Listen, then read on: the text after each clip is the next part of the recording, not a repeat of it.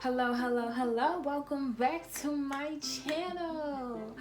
Today we're going to do something a little different. Today is reading day. Today I'm reading a comic featured on Webtoons. I know, I'm like the biggest nerd in the world. I know. I really used to like Webtoons a lot. It was just so easy to just do it on your phone, and they had some really awesome stories. The artwork was amazing. Today I'm reading one that I've actually read before, but it's been so long I literally can't tell you what it was about. I have no idea. I have no idea. So I'm super excited. But today it's gonna be a little bit different from a reaction video. I want to actually rate what I read while I'm giving commentary and things like that. So I don't like doing a pros and cons list. You know, I don't like that negativity. And, you know, I just feel like pointing out all the bad things about something is just, it's not very constructive. So what I'm gonna do is I'm going to give Nightmare Factory points for areas that glow and areas of growth, because that's what we're trying to do. We growing, all right? Every time there's an area that glows, I really like it. It's really cool. It's very clever. I'm gonna give it a point for glow. But every time I see something that I feel like could use a little bit more work, you know, something that I would have done possibly differently, I'm gonna put it as an area for growth. But just keep in mind, this is my opinion. I'm not perfect. I'm still learning as I go, and this is the best way to learn, by reading. I got my Capri Sun.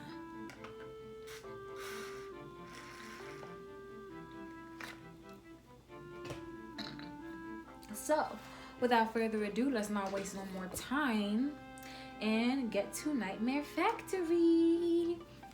Alright, so it's by Snail Lords. That's their username. This is what the summary says. It's a completed comic. All of it's there on Webtoons for you to see. So the summary says, a lonely insomniac writer fills her room with stories of strangers she eventually encounters.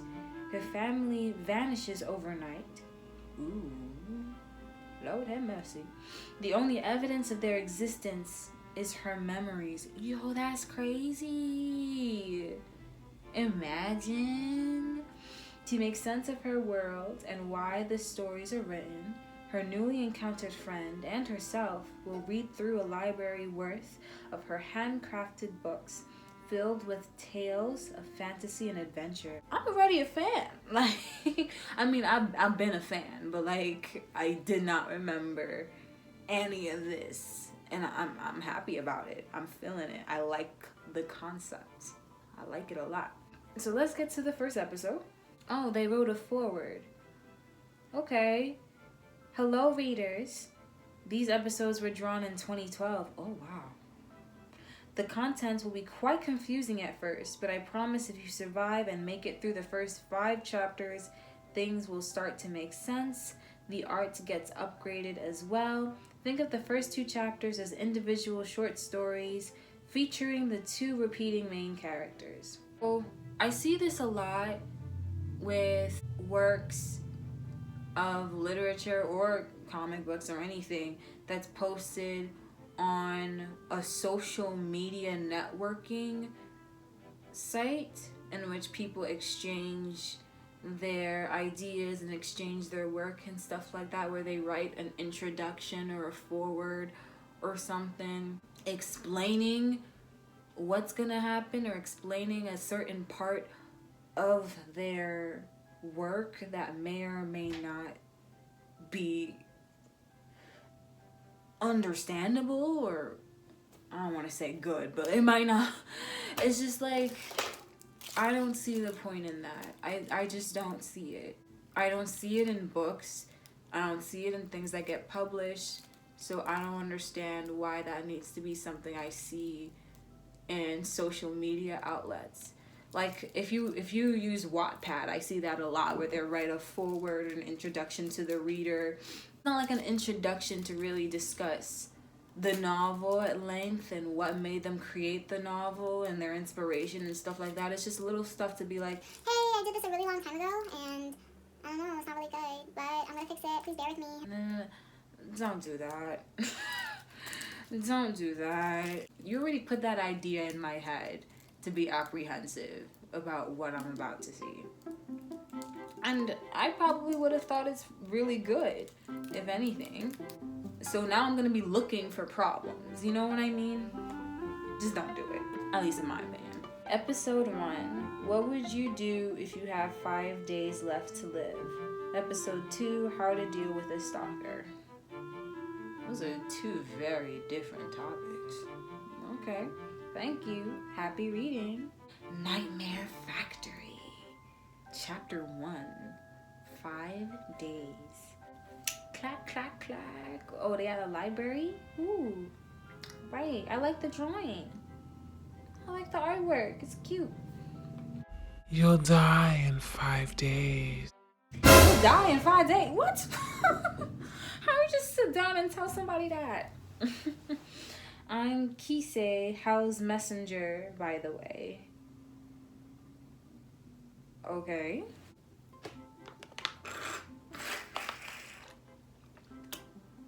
Okay. Wow, no questions? Nope. Thank Lord. Thank Lord. You're not a whiny little... What? Dude. They were not lying about the beginning. Oh, it's already... Ugh. I drew my sis's future. She attends my funeral on October 31st. Wait, what? Oh, you're a clairvoyant? He's a clairvoyant? What is going on? No. I'm sorry. This is an area for growth. But it's not like the author doesn't know. Clearly they're aware of it. So I don't really think that they need to hear it from me again. But for those of you out there trying to write something, you have to be really critical about your beginnings and your endings. They're the hardest part. Literally the hardest part of anything is the beginning or the ending. But it's super, super critical that you start on the right foot, you start really strong, and you end even stronger. Endings specifically are like, oh my gosh, you have to do a really good job. Have you ever like read a novel or went to a movie or something, and the whole time you were just having an awesome time? You know, you were at the edge of your seat, you're having a great time, there were so many twists and turns, and you were just loving it. You were loving it. And then it gets to the climax and it starts getting a little stale. Just a little bit stale. The problem with that is when people see a stale ending, they just forget about the whole experience they had before the climax. They're like, oh my gosh, this is terrible. What is this? What did I just see?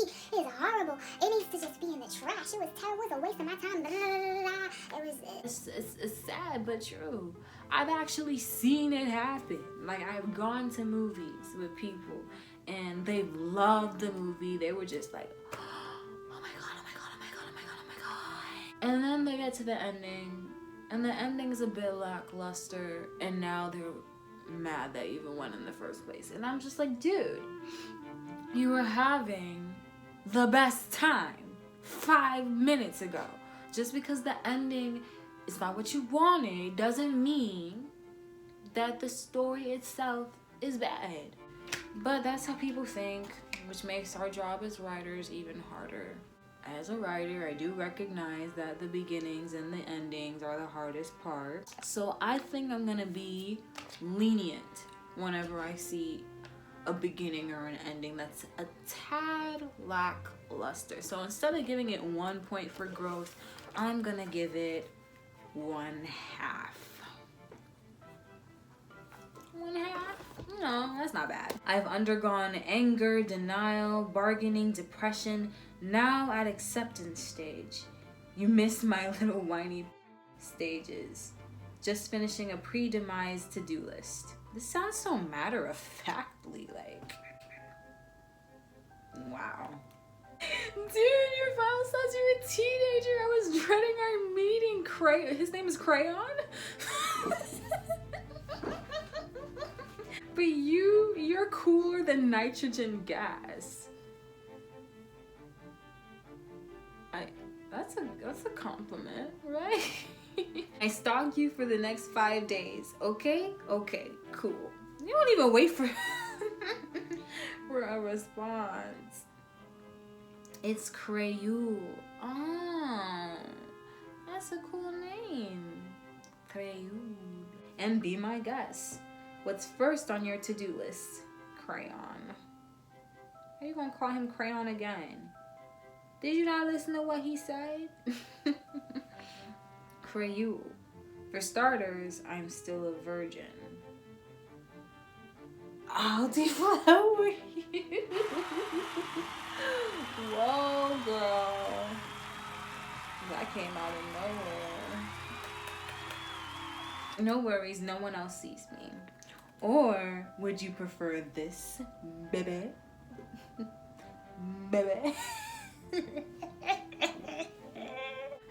I deflowered myself. I'm an asexual in a relationship with my left hand. So why did you bring up the fact that you're a virgin? If you don't plan on on changing that before you die, like why did you even bring it up? So hard to please. What's second on your to-do list? What's going on? This is so strange to me. It's just one weird thing after the other with this. 2, kiss a stranger. Oh, that's on your to-do list. 3, Facebook and tweet a gay rights advocate pic. Have yourself visible in this pic. Done. Meanwhile, she has no idea what Crayon just did. What is this? Slamming at the doors. All right, we breaking in somewhere. Who we busting up? Who we busting up? I'm ready to come through. I'm ready to square up. I'm ready. Crayon, let's do this. What we doing? 4, breaking and entering a haunted abandoned house. Really? So we busting up on ghosts. That's not fun. Dude, I'm technically a ghost also. I thought you were the angel of death. Were angels humans at one point? I'm so what? How are you? Okay. All my life I've been a Samaritan. I want to know the thrill of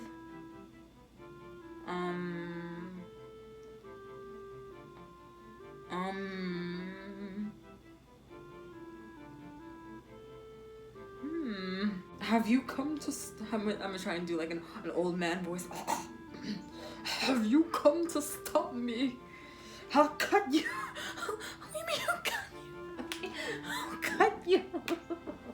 No, ma'am. I simply intend to commit larceny on this alleged abandoned Kise is just over here laughing her head off. And she having the best time messing with Crayon. She lives there? Oh my gosh. Oh my gosh. Pardon our intrusion. We're leaving. Oh, she's so sad. What?